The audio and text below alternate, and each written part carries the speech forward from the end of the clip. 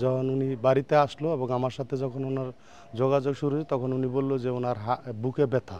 আমার মামার ব্যাপারে আমার বলার কি, এখন উনি মারা গেছে, একটা মানুষ মারা গেলে ওনার আর বিচার করার বা কোনো কিছু থাকে না।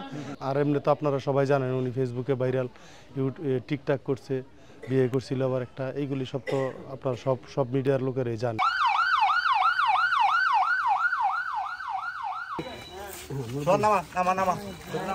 পরে হাসপাতালে কর্তব্যরত চিকিৎসক ওনাকে মৃত ঘোষণা করে। তখন আমি জানতে পারি ওই বারেওয়ালাই আমাদের বাড়িতে আইসা আমাদেরকে ওইখানে নিয়ে গিয়ে ওই লাস্ট পোস্টমর্টম করে থানা পুলিশের যেইগুলি ছিল এইগুলি শেষ করে বাড়িতে নিয়ে আসছে। পরে ওনাকে দাফন কাফন করে আমার পারিবারিক গোরস্থানে ওনাকে সমাধি করা হয়। উনি জেলখানা থেকে বের হওয়ার পরে গত 2023-এর 18ই জুনে উনি মুক্তি পাওয়ার পরে যখন উনি বাড়িতে আসলো এবং আমার সাথে যখন ওনার যোগাযোগ শুরু হয় তখন উনি বলল যে ওনার বুকে ব্যথা প্রথম। তখন আমি ওনাকে বাড়ির থেকে কিছু টাকা পয়সা পাঠায় ওনাকে ডাক্তার দেয়াইছি। ডাক্তার নাকি ওনাকে 3 মাস ওষুধ খাওয়ার জন্য বলছে। তখন ওই সময় উনি আমাকে বলছিল যে ওনার বুকে ব্যথা হয়। তা আমরা মনে করি যে ওই সময় থেকে ওনার হার্টের সমস্যা ছিল এবং দীর্ঘ 1 বছর পরে উনি শেষ নিঃশ্বাস ত্যাগ করছে।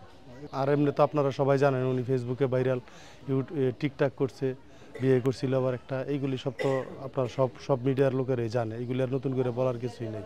হ্যাঁ, না উনি বিয়ে করছে, ওনার একটা ছেলেও আছে। ওই ছেলে পরে ওনার ওই ওয়াইফের সাথে উনি যখন জেলখানায় চলে গেছে ওই ওয়াইফের সাথে ছেলে চলে গেছে এবং সে ওর মার কাছে বড় হয়েছে। এখন আপনার মামির কি অবস্থা? না উনি একবারে ওনার ফ্যামিলি থেকেই ডিসকানেক্ট, এটাই আমরা এটাই না লাগবে। আমার মামার ব্যাপারে আমার বলার কি, এখন উনি মারা গেছে, একটা মানুষ মারা গেলে ওনার আর বিচার করার বা কোনো কিছু থাকে না। উনি সৃষ্টিকর্তাই ওনার সৃষ্টি করার কাছে যখন ওনাকে নিয়ে গেছে ওইখানে আমি আশা করি উনি ভালো থাকুক।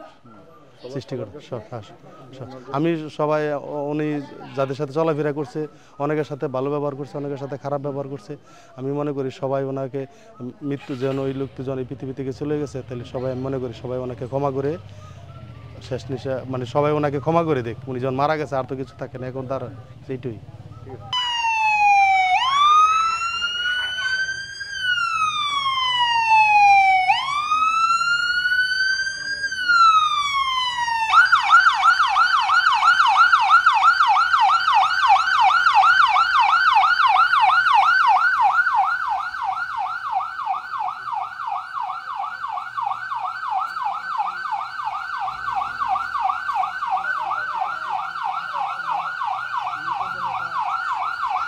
Ya, Tuan Kering.